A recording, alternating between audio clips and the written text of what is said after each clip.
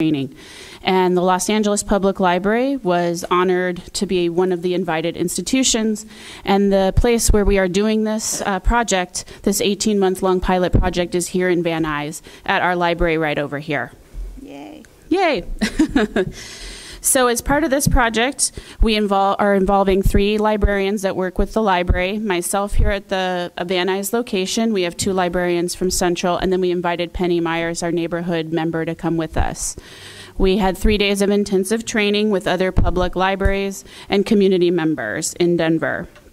So public innovators have 3 different characteristics: a deep affection for their communities and for tackling complex public challenges. So some of the challenges that you deal with all the time here. We're highly pragmatic, results-oriented, and we're focused on getting things done. So we're going to be ruthlessly strategic in our execution of what we want to accomplish here in Van Nuys. We're also willing to take risks and make big bets, and we're hoping that these risks are going to be worth taking, and we're going to manage our risks wisely.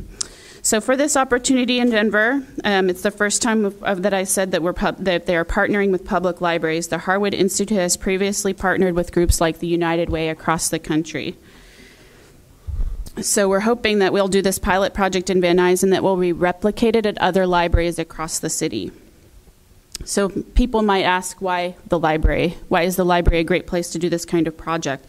Well, as you may know, the library is a trusted place in the community. People come into the library because they know we don't take political positions. We have a great space where people can gather to have conversations around controversial subjects. Libraries can also build great partnerships with organizations in the community. And we have done so, like you said, or someone said earlier, we've been in Van Nuys for 113 years. So since 1911, when the community is founded, there has been some form of library service here in our community. And we've been in the government center here for 50 years. Yeah. So what are we going to do with this training? So I brought the binder here today, and I'm going to talk a little bit about what we learned and how we intend to work with, hopefully, the neighborhood council and other community members as we move forward. So what we'd like to do is focus on turning outward. And what turning outward means is, instead of focusing on the different kind of rules and regulations we might have as a board or as a library or different organizations, we're going to try to turn outward and focus on what the community needs for us to do. We're going to be hosting conversations in the library and in other places in the community. We're going to speak with people about their aspirations for Van Nuys to try to understand what community members want to see. So while I'm so glad to see so many people here at a neighborhood council meeting, as many of you know, we tend to see the same faces over and over again, and we have over 100,000 people who live in Van Nuys who are not here today. So we want to reach out to the community and talk to different and diverse groups. So we're hoping that over several conversations, we'll learn about different themes about what people really want to see accomplished by government, by neighborhood councils, by different groups here in Van Nuys. And we're hoping that as a result, we'll be able to speak authoritatively about community aspirations and be more authentic and accountable to the public as we act. So what that means would be, as we make decisions, that they're based on what the community has actually said that they want, rather than what we guess they want. And what we are going to do with what we learn. I stand here to say I promise to share with you, the neighborhood council, what I learn in these conversations. So I'm going to be coming here to share with you the different themes. And Penny will be doing many of these conversations, so I'm sure she'll be sharing this information with you as well. We're also going to, after we learn all the different things that people are saying, we're going to be creating a community engagement plan. And this will be tailored to what we call the sweet spot. So this means where concerns and issues that are brought forward to us, as well as what we know our community is capable of accomplishing. So I'm not talking about doing gigantic, huge programs necessarily, but maybe small projects that can move us forward, things like community cleanups and other things, so people can start to generate some excitement about change and moving forward in Van Nuys.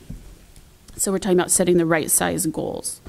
We all know we have limited resources, including at the library. I've been extremely short-staffed, for example. I have 2 vacancies in the clerical side. I'm about to get I have another half-time vacancy for shelvers. So everybody has limited resources and time. So it's also about being ruthlessly strategic about how we spend the time and the resources to accomplish these goals. And so how does this involve you? Like George mentioned, I'd like to invite all of you to come to the library for a retreat. I would love to talk with you about this more and how you can get involved. For example, one of the exercises that we would like to do would be to help you figure out what your North Star is. So a lot of people think about a goal. What is something that you look forward to as a board? When you approve money, are you all thinking about the same goal that you might all have in common? So as community stakeholders are invested in Van Nuys, I need all of you. In fact, I'm hoping that you'll decide to come to the library for the retreat so we can discuss all of that. So this would hopefully help you be more strategic in the way you may spend your funding. It may help you figure out how to make the biggest impact. I know you guys were just talking about the banners. So if you had something you could look to, is this really accomplishing the main goal that we can all agree to? Because it's hard with 19, we have 19 people to all agree on what it is that you're trying to accomplish. So can we find common ground if you're giving a funding request? So that's the kind of thing that we discussed. I don't know if Penny has anything else to add.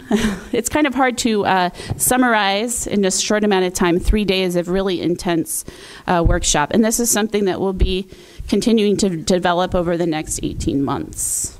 So what we're hoping is to really bring great positive change to Van Nuys that's community driven. Bravo, bravo. I think Kelly summarized it pretty darn well. It's about looking outward and engaging in the community of what they want, not what we want. So I think that's first and foremost. Kelly, how many libraries in California were picked? It's you and just one other, right? So there were 10 libraries across the country. 2 were from California. So it was Los Angeles Public Library and the San Jose Public Library. We are by far the largest city. So I think they're very interested to see how this would play out across a large city, but we're starting in Van Nuys. Beautiful. Candy, in one sec. I do think, Council, that this is a great opportunity. If we combo this with our retreat, it is a wonderful opportunity for us to be engaged with the community. There's only 10 libraries in all of America that were picked to do this, and we have one of the 10 in all of the United States. And Kelly has been very gracious in working with us, and if we work with her and do the retreat simultaneously, I think we'll have a great opportunity to actually represent the community we were elected to represent. Paul, and then Candy. Yeah, this is one of those things where we're going to be having this is a topic for our committee next week, and maybe this is one of those things that, since we are going to have the retreat on there, that if you could come to that, or we can discuss it. I'd be happy to. And I should also mention, if you ever want to have any committee meetings, I'd be happy to host you at the library. Paul, have your meeting there. Okay, then we'll have our meeting there. I'd be happy to do that for you. And the benefit is we do close at 8. We will kick you out at 8. Oh, bummer. All right, so Paul, start your committee meeting at 7:45, and that'll be fantastic. Candy, then Penelope. Afternoon. Yes. I just wanted to say that Kelly really wrote a plan for this and was chosen. I mean, she worked very hard. Yes, I did. Kelly. Thank you, Penny. Yes, We it was love it you, was a Kelly, competitive because grants application. are hard to get. You must have written a fantastic one in order to be chosen, so we applaud you for that more well, than we thank can you. say. Thank you. Yeah, that's Yeah, I didn't mention it was a competitive application process. So I, along with the other 2 librarians at Central, did work on our application. That's fabulous. Candito. These are the kind of things I'm talking about, the partnerships. This is an outstanding job. Kind of thing I Combined mentioned, with but the everybody ignored it. With the neighborhood council, the funding, whatever you need, if we can combine those, that's the outreach. Those do better than any banners up because you're. No, it doesn't do better than it. Congratulations. In addition. Well, I'll be coming back to share all the information about what I learned and working to create an engagement plan. Who knows what where that will take us, because it will be based on what we hear in these different conversations. Very good, Kelly. Thank you very much. Thank you. We look forward to working with you. All right, next up, we have the 3 strikes and you're out update on the procedure for being banned from VNNC meetings. We are going to hear from Daniel Luna, who hit the ground running as a council member and did research for us on this. And then Mr. Hopp has a speaker card on this as well. So, Mr. Luna, you are recognized. And so does Miriam. Yes, Miriam and Richard. But first, and Donna. All right. But first, we're going to hear from Daniel Luna. Councilmember Luna, you're recognized. Thank you. So in order to be succinct and clear in my communication, I just wrote down all of the research that I had. So I'm just going to read. It won't be particularly enthusiastic, but it'll be accurate. So the way to address inappropriate or unwanted behavior is with a code of conduct You could call it a code of civility. For this, I'll just simply call it the code. So the code can be found in two places: the neighborhood bylaws or the standing rules. The ability to enforce the code is identical. However, if the code is put into the standing rules, there's no amendment process that needs to take place, and the code can be implemented immediately. So standing rules would apply to both board members and the public in attendance at meetings.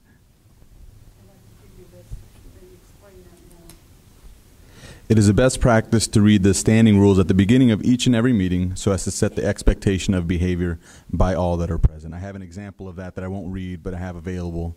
It's basically the template that was changed in 2010 from Dunn. I have that as an example. So according to Dunn, the city attorney, the city clerk, and the Van Nuys Neighborhood Council bylaws, and I've asked all the gentlemen and lady that I spoke to, I can quote them by name if I so choose. There's a recommended linear process to address inappropriate behavior from both stakeholders and board members. I researched both. They both came out clearly in my research. So the process of addressing inappropriate behavior from a stakeholder is a 6-step process. Trade me, because that's the original. Step 1 would be a verbal warning by the presiding board member. In this case, this would be President Thompson. Step 2 would be a recess of 5 minutes to discuss with the stakeholder the impact of the behavior and how it's impeding the lawful business of the neighborhood council. Step 3 would be to ask to be present for the remainder of the meeting, the senior lead officer or another law enforcement officer as available. The 4th step would be to give a public warning in front of the senior lead officer, quote, "If you continue to violate the code of conduct and prevent this board from conducting its business, you will be removed from this meeting," close quote. The 5th step would be to have the stakeholder removed by the law enforcement officer for the remainder of the meeting. This removal ends when the current meeting does and does not persist or apply to any future meetings. Under no circumstances can we physically touch stakeholders. The 6th step and the final option would be the president conferring with the LA City Attorney to have a judge issue a court order banning the specific stakeholder from further meetings. This has happened in the past, and this is an option. The process for discipline of a board member, according to all the same agencies, LA City Attorney, LA City Clerk, Dunn, and the current bylaws, is also a 6-step process. The first would be a verbal warning by the presiding board member, in this case, the president.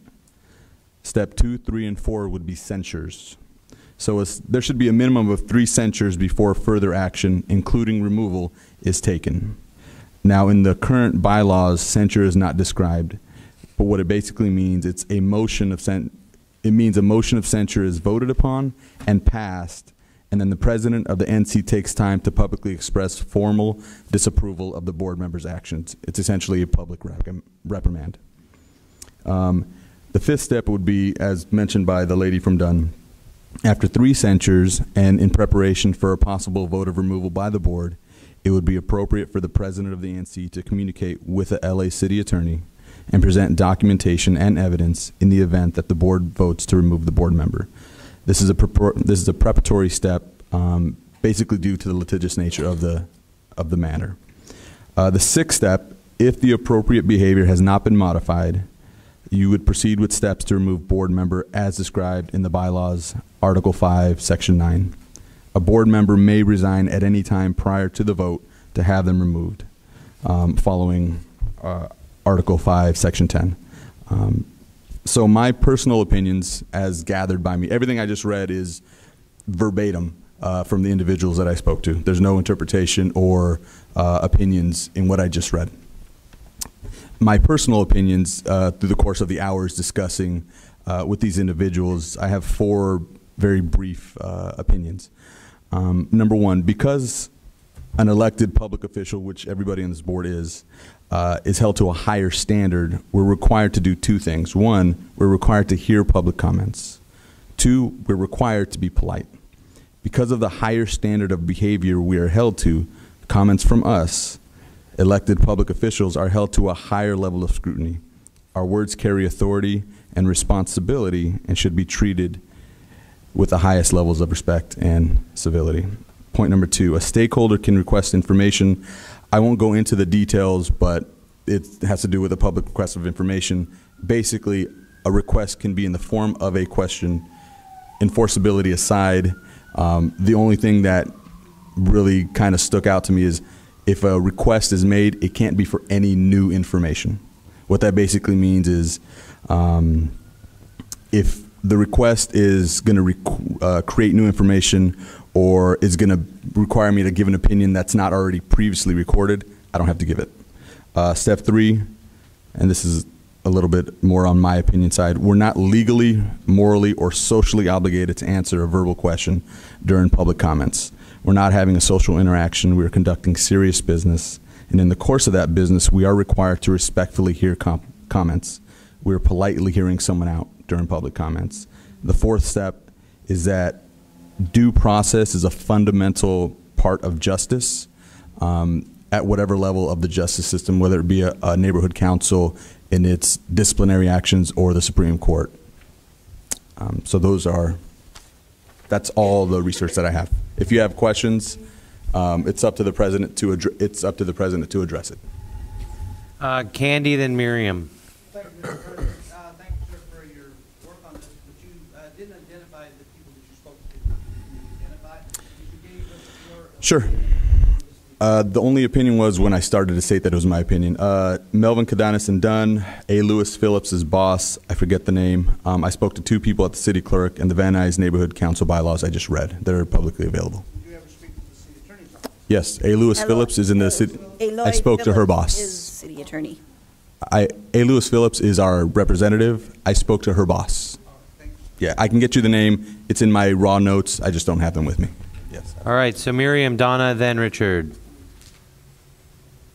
I'm going to try to use my 2 minutes that I'm allowed to have. Obviously, it looks like I'm being, No, you're not. Don't get excited. Just go ahead. okay, because I'm not on the email list, by the way. That's one of the things that I'm not happy about. Got dropped. They dropped my name off the mailing list, and I want to be put back on the list. Secondly, I've been asking this board to run for seat at large. Okay, so I'd like to get that opportunity to be able to run for the seat at large. There is no at-large seat available, Miriam. Okay. Okay, the third thing is, I brought this thing here, and I'm against this rule applying to regular people. The only rule that you're talking about applicable is to people who are endangering yourself or others. That are dangerous to people here. That's what this is the only thing that I can refer to, because this here is talking about our right to be here. Even if I scream, yell, whatever, I'm not being violent. I'm not trying to, or anything. You just tell me I'm out of order or something, the person will stop.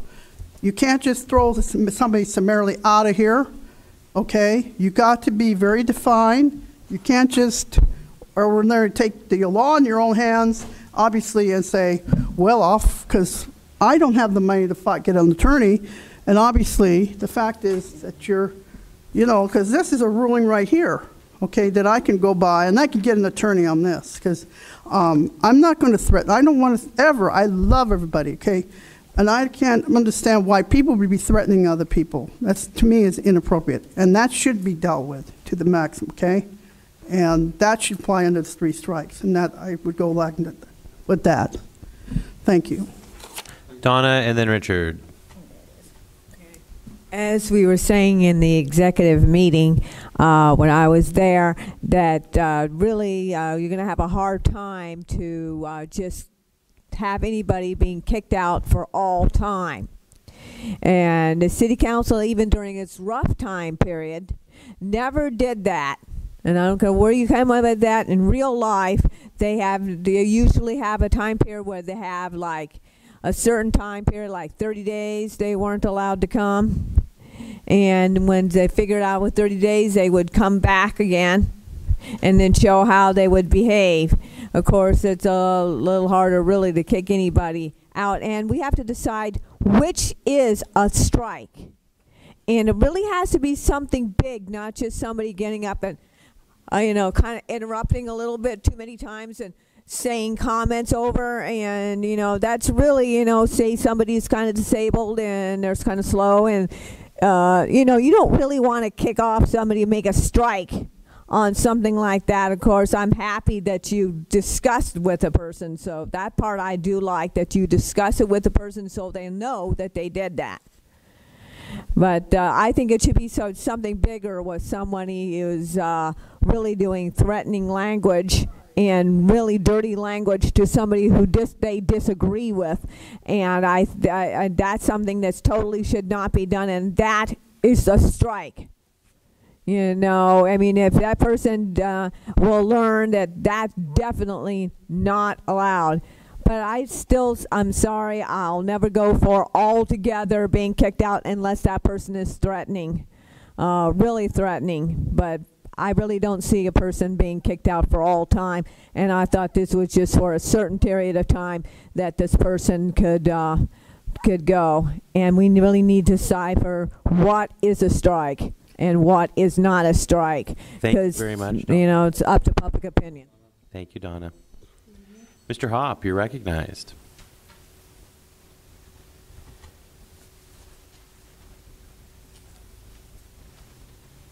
Mr. Luna, I'm impressed that you actually did more than most, and I thank you for that. Unfortunately, you've been misled. The problem is they didn't give you points of authority, appellate decisions, nothing of that nature, and that's very disappointing. And unfortunately, when something goes wrong, it's going to be your face, not the city attorney's face. All they do is advise. One thing I do find even more objectionable about the people you that talk to you is they never, in my understanding, reduced anything into writing and forwarded it on to you. And the reason why they do that is called selective amnesia. And that's very unfortunate, and I don't like it. So if anybody ever gets or talks to the city attorney, which they are your attorney, you're the client, you have the right to ask them. You're not beholden to them, they're beholden to you. Always ask them, put it in writing, and also, what's the points of authority?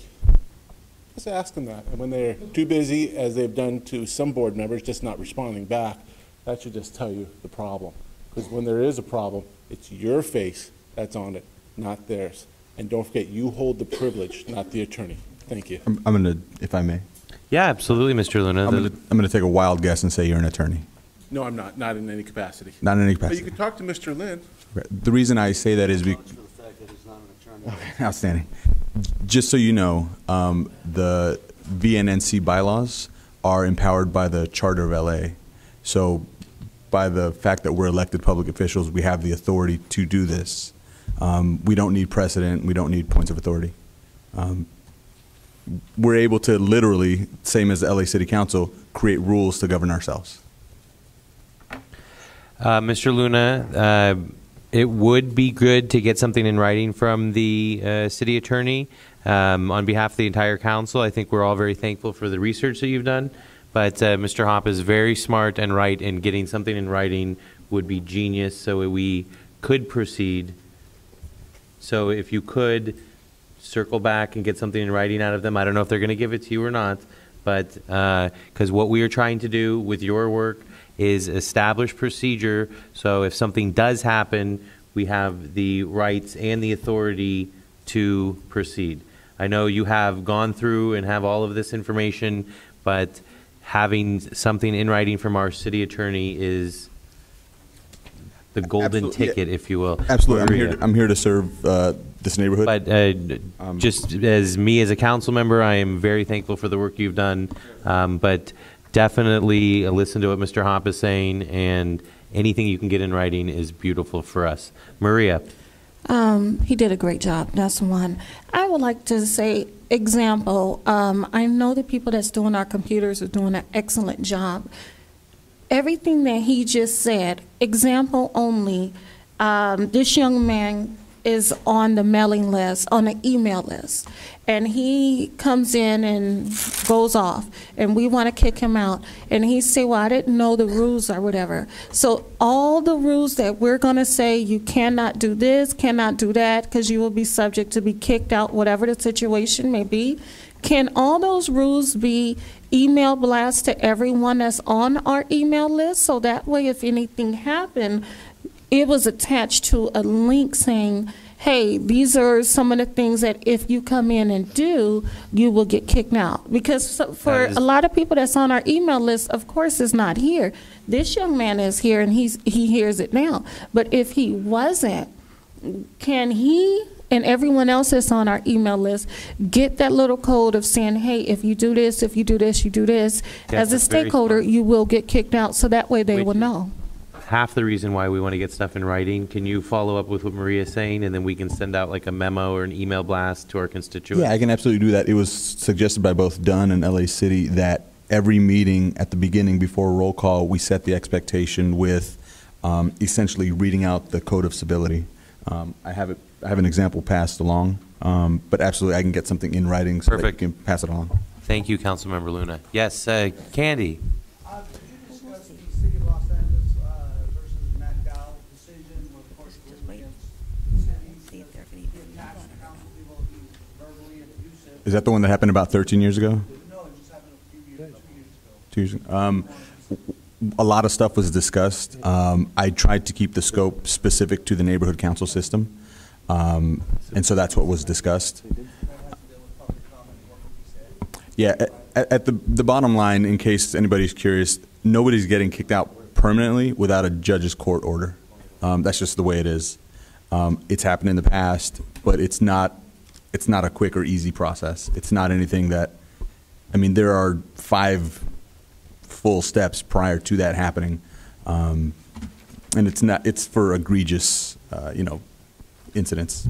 But Very good. Daniel, just to say, yes, Mr. Nunn. Just to say that as I handed out at the very beginning, per the Brown Act, you guys can clear the room. We can stop action, as you said, to have a recess, and then to calm down whatever the situation is. And I think that would have been very effective in past sessions. Yeah. And so I think that's something where if we just said, okay, that's it, we're in recess, that would be enough to at least give the opportunity for the person who's out of order to realize they're being out of order. Very good. Mr. Luna, thank you very much for your work on this. Loop me in, circle back, and let's get some stuff in writing. And Paul, you're absolutely right, and thank you for the research that you've done. I hope we don't have to clear the room, but we do have that as an option. Moving on, 8K, update on child and sex trafficking summit with the LAPD, the FBI, and the United Nations. Mr. Lazarovitz spoke on this a little bit.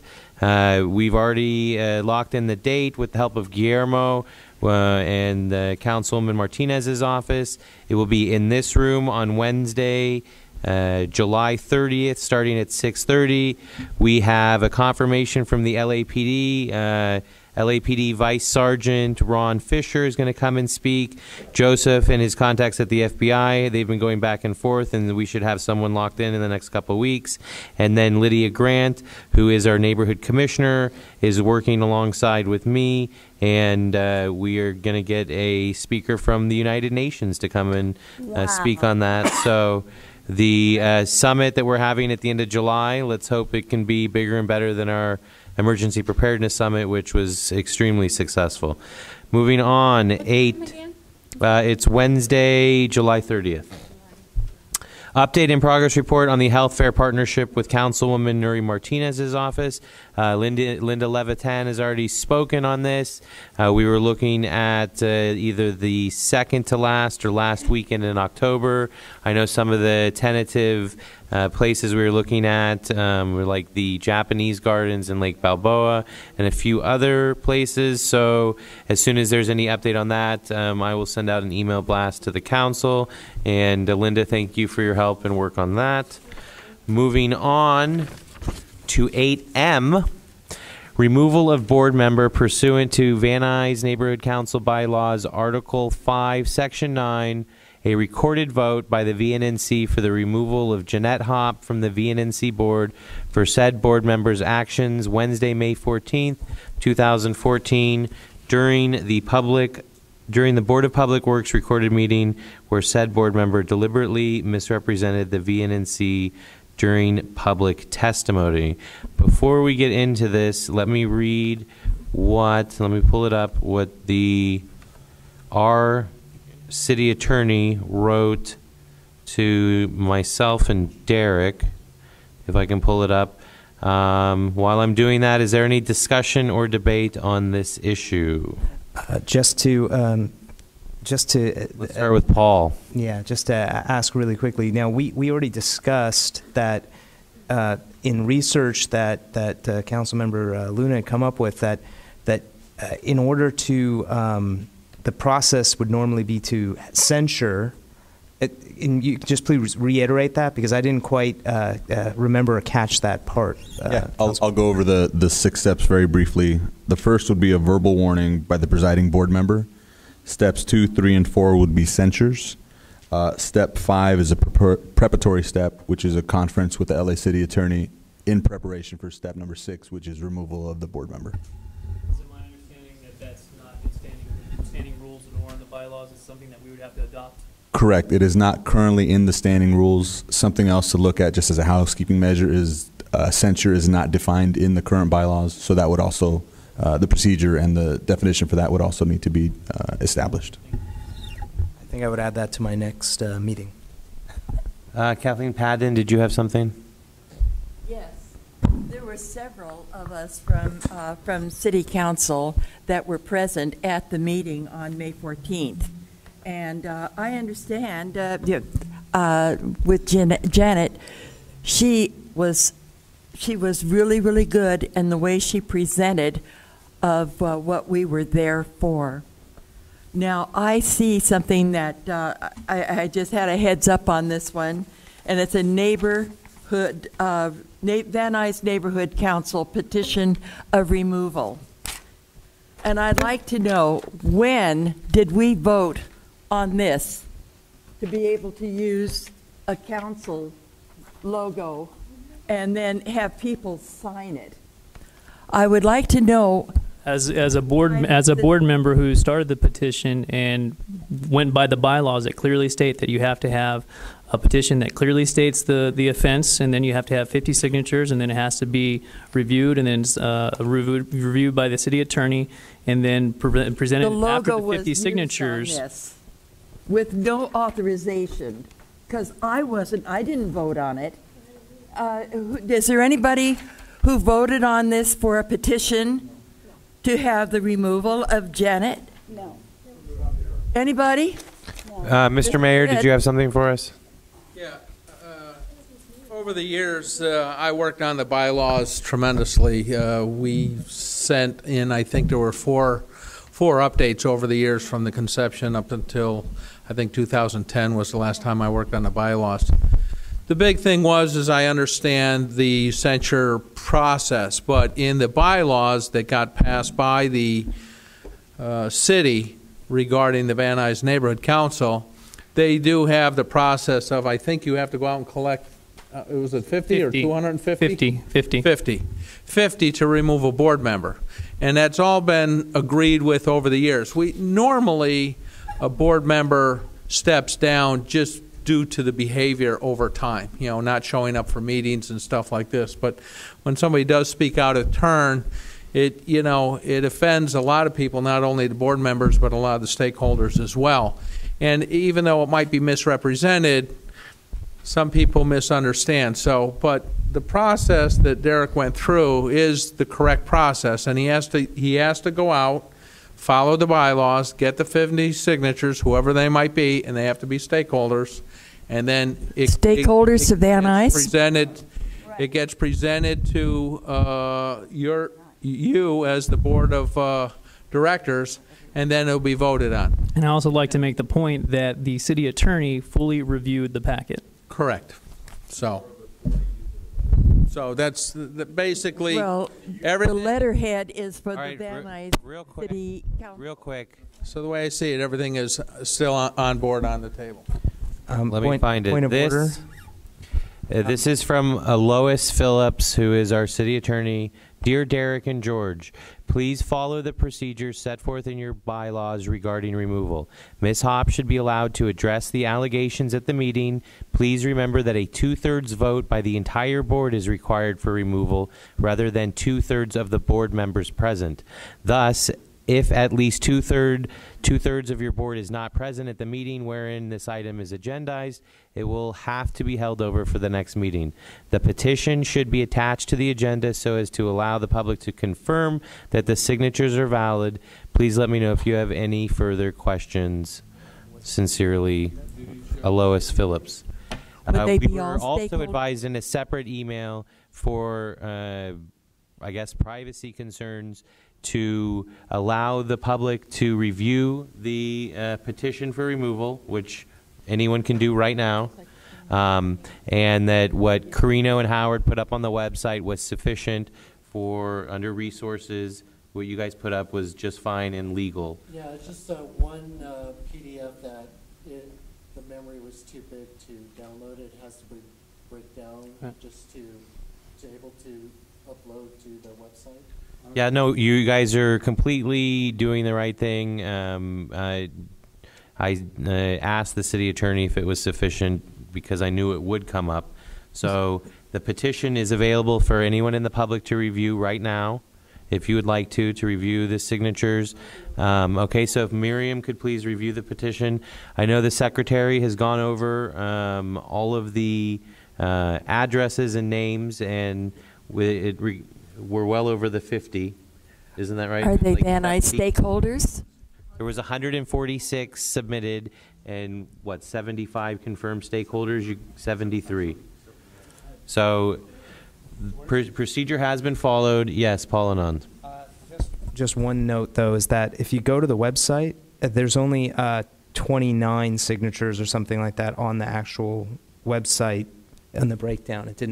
Maybe it didn't upload properly or something. I don't know. It's just that one file was 65 gigabytes or something, and there's a certain amount of memory that you could download on any program, because it's too large of a file to. But this seems to stop at number 29. No, there was many petitions. Somebody's There's more reputation. petitions. And that was a half-used petition. There were like 6 petitions that were submitted. Well, then Is a good would I say that's reputation very involved in confusing on the this? website because I can't find it. Maybe you can. It's under resources. Mr. President? Yes, sir. May I have the floor? Yes, Derek, you're recognized.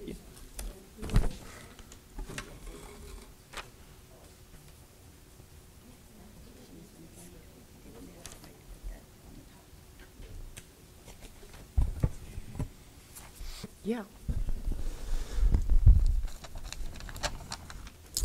The first item I'd like to present is an email that speaks to Ms. Hopp's actions, that they were preconceived. This is a email the morning of May 14th, Wednesday, the day of the Board of Public Works, sent at 7:26 to the budget advocates.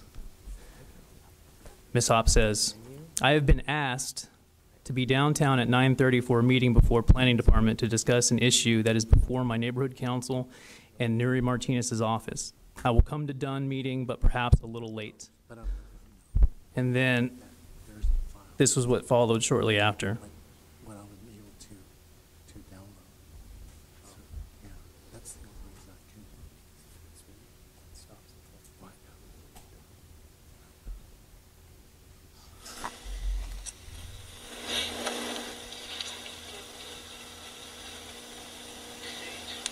Good morning, ladies and gentlemen. My name is Jeanette Hopp, and I am, by the way, no relation to Richard, in case any of you know him, so just have to give that little disclaimer.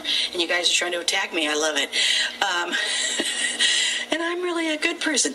I am the treasurer for the Van Nuys Neighborhood Council, and I am a budget advocate, and I'm here to tell you that the largest number of residents in Van Nuys and the majority of the members on the Van Nuys Neighborhood Council are in, excuse me, I get upset when I think about this because I can't believe someone would be against this, in favor of the move of Fire Station 39 from its current location to Oxnard and Vesper. We realize that the city's already invested several $1 million in that site. We realize that there have been a number of studies done. We also realize there's a large opposition from residents who actually are Sherman Oaks residents, but they're on the periphery of our neighborhood council because of redistricting or restructuring the lines. I have to tell you that they have come to our neighborhood council for the last 9 months every time this issue is on our agenda, and it's on our agenda again for tonight. So we're going to have a number of them, and they're extremely vocal, and they are against the move because they're NIMBYs. Not in my backyard. They actually do not live right exactly there, but some of their, I guess, backyards do actually, but part of wherever it's going to be located. And I have to tell you, I was appalled. I asked them, well, if you were having a heart attack or a stroke, wouldn't you want them there as quickly as possible? Doesn't it make sense to you that this is going to improve their response times, and this is a good thing that they've got an old facility that's more than 50 years old, and they really need good equipment and a big space and an easier entrance and exit from their property? This will allow them to go in one side and come out the other and not back up traffic. Doesn't that make sense to you? And they can't think, because all they think about is they don't want to have to listen to the noise.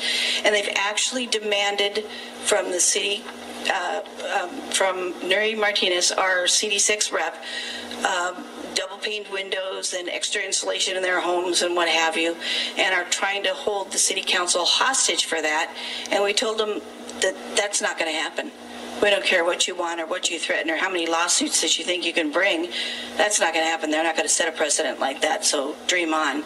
And some of the residents actually almost attacked Nuri Martinez at our last meeting, and we had to have the police remove these individuals. So I have to tell you, they are not the nicest people with whom to have to deal, but they are not in favor, and we told them that we cannot see why they are being this adamant. And they said that they've done their own studies for which they've paid on their own out of their pockets and have tried to prove that you guys have not been telling the truth.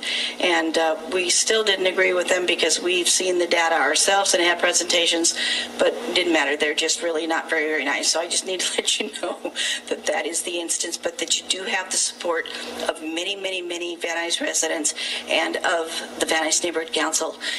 It does directly affect us, and despite all of the opposition and the problems, we're behind you 1,000%. No, I know. I want to remind everyone on the board that our board passed 2 community impact statements supporting the public. Now, I've prepared a speech tonight to explain the situation before our council. It's no secret to the board that Ms. Hopp and I are friends. She served on my campaign when I ran for city council, and she was tremendously helpful in her role. I even recommended her for president of this council and voted for her myself. And to her, I am always grateful. However, friend or not, tonight is about accountability and trust. This has nothing to do with Fire Station 39. This has nothing to do with a grudge. This is not a witch hunt. The topic on which Ms. Hopp deliberately misrepresented the Board of Public Works could have easily been about a relocation of a public library or a closing of a park. But the fact remains, I would still be speaking here before you tonight on the removal of Ms. Hopp. The topic is of no importance, but rather her actions. According to the Los Angeles City Charter, the purpose of our neighborhood councils are to promote more citizen participation in government and make government more responsive to local needs. And this starts with trust. Trust that the community can come through those doors with ideas, problems, and concerns, and trust that they will have an honest, accurate voice to speak on their behalf to our elected leaders or in their absence. Neighborhood councils are a bridge between the community and our leaders. We are the first step on a path to finding a solution. It is already hard enough for a community member to come into our meetings and speak out in front of an entire room of strangers in hopes that their concerns will be heard. Trust is given in a very real way. We have a responsibility not to abuse this trust. We would be mistaken to view the circumstances before us tonight as a fleeting thought or not to see the deeper seriousness of Ms. Hopp's actions. Trust has been broken, and the gravity of the situation strikes at the very foundation of not just the VNNC, but all neighborhood councils citywide. If we keep Ms. Hopp on the board, we become no better than the corrupt politicians who dole out favors for their own. Tonight's vote is not about friendships, but rather about what is right.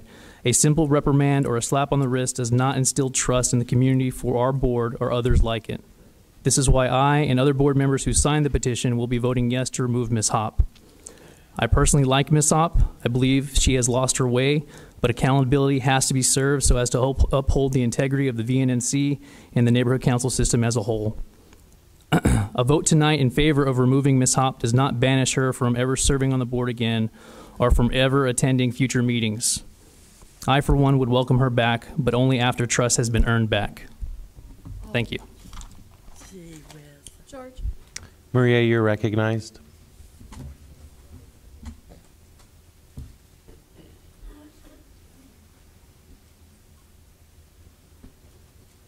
Hello, everyone. Thank you for staying. I must say, for me, you cannot knock every good thing that Ms. Hopp have done. She has did this paperwork. She had did the treasurer paperwork. She has got us back on track where we need to be, because we were in a hole and she had done a lot for us, which is 500% true. I honor her for that. And I've came here so many times and said, as being a treasurer, I did nothing. Ms. Hopp did everything. She would call me and say, Maria, let's meet so you can sign this, and we will discuss it. She deserves that hands down. She's awesome on that. She is awesome on her paperwork and her note-taking, most definitely. My personal thing is, and I'm sorry because I'm getting upset.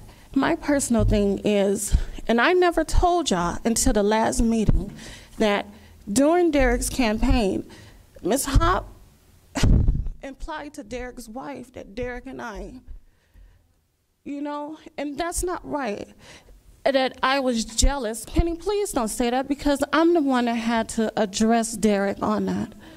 No. It's a bold-faced lie. Wait. First, let me finish. It doesn't matter what you feel. I have the mic. Let me say what I have to say. You're saying it doesn't have to. I have to tell the reason why I signed the petition. I'm not signing it just for the fire department. That's something different. So this is the reason why. So let me finish my conversation. When you want the mic, you stand up and ask to get on the mic. Okay, Ms. Hopp? Penny? So that was something that was very hurtful. I still never came to the board. I never disrespect her. I still worked with her. When I asked her about it, she said, oh, I'm going to tell Derek's wife the truth. Okay? That dealt with me, because that put something between Derek and I being around each other, Derek's wife probably looking at me in a different way when I'm around her husband. That was a problem that you said that.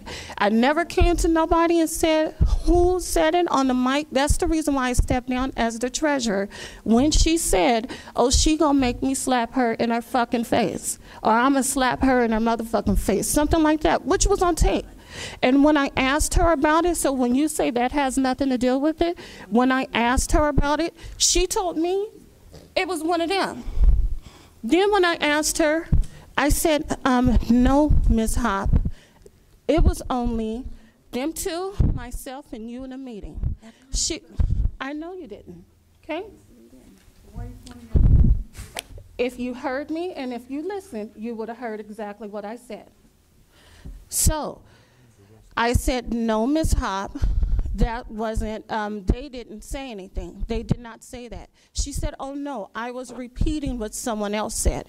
I said, no, Ms. Hopp, clearly from the tape is you stating that. Still since then. Only thing that I text you and said, George, please talk to her. I've never disrespect her. I never came after her. I've never said anything to her negative. I just left it alone and did a polite thing and just stepped down as second signature. I never even, bless you, I never even told y'all what happened to the detail of what it was. So I'm giving a reason why I signed it. You know, so that way people will know I'm not jumping on the fire department bandwagon. I'm not jumping on Derek's bandwagon. I'm saying these are things that had happened and other things. But I'm just only going to speak on those two items, and that's just it, so y'all will know the reason why I signed it. Do we have anyone else from the council that would like to address this issue? Mr. Luna, you're recognized. I'll just address it from my seat. I got on this board last month, so I'm very new to the politics of this board. My opinion comes solely from a point of view of justice. What is fair? What's equal? What's reasonable? I'm strongly in favor of a censure. I'm strongly in favor of a correction of this behavior. simply because if trust is broken, that's pretty egregious. But I'm also an individual who believes that second chances are something that might be, something worth visiting. Those are my comments. I yield back. Thank you, Mr. Luna. I'm going to call on Mr. Anand, and then Kathleen, then Penny, and then also, according to the city attorney, Ms. Hopp does get all the time to respond to this. So let's start with Mr. Anand, and then Ms. Patton. I'm just going to say that I agree with Mr. Luna, and mainly the reason I'm agreeing with him is that if all the other councils are following this process, and if that's kind of like, I'm not sure that all the other councils are following this process, but if that's what done and what all the other boards are saying, hey, this is the process we follow, is a process of censure, I think it's unfortunate that we don't have censure defined in our bylaws, and that it's not even part of the process, because it could be something less egregious than this next time, and we could be in the same position. So there should be it's kind of like a one strike you're out instead of a 3 strikes you're out at this point, in terms of if you want to remove somebody. So there should be some kind of process in which you actually first have a chance to correct the behavior, even if it's only one censure, or whatever we decide it to be. But I think there should be at least some opportunity to correct whatever the problem is, same as we would with a stakeholder, to calm them down and explain to them, like, they can never be banned. So we tell them, hey, this behavior is not acceptable. The same thing should apply, I think, to the board.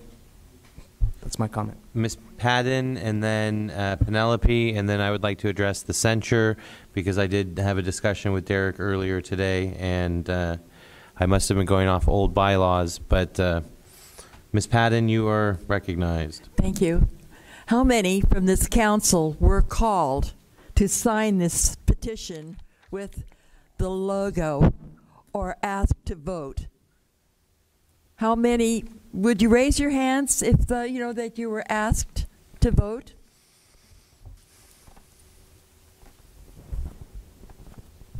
That's interesting.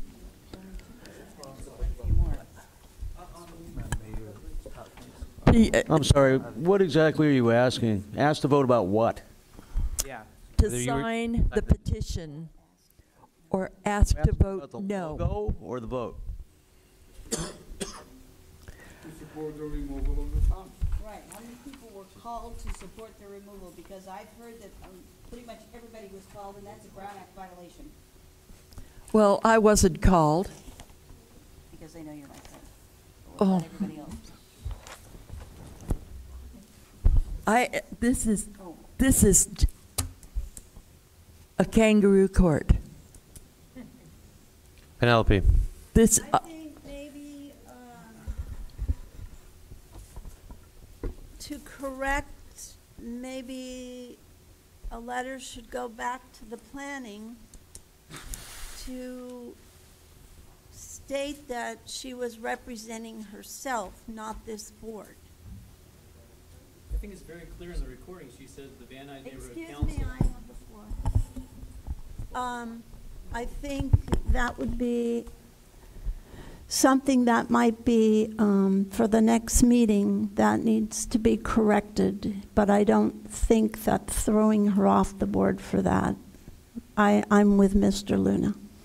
Okay, a couple things. I did speak with our former president, Derek, and I gave you misinformation. With the information I got on censure, as I pull up the Van Nuys Neighborhood Council bylaws, it says that we don't have, it says this section intentionally left blank.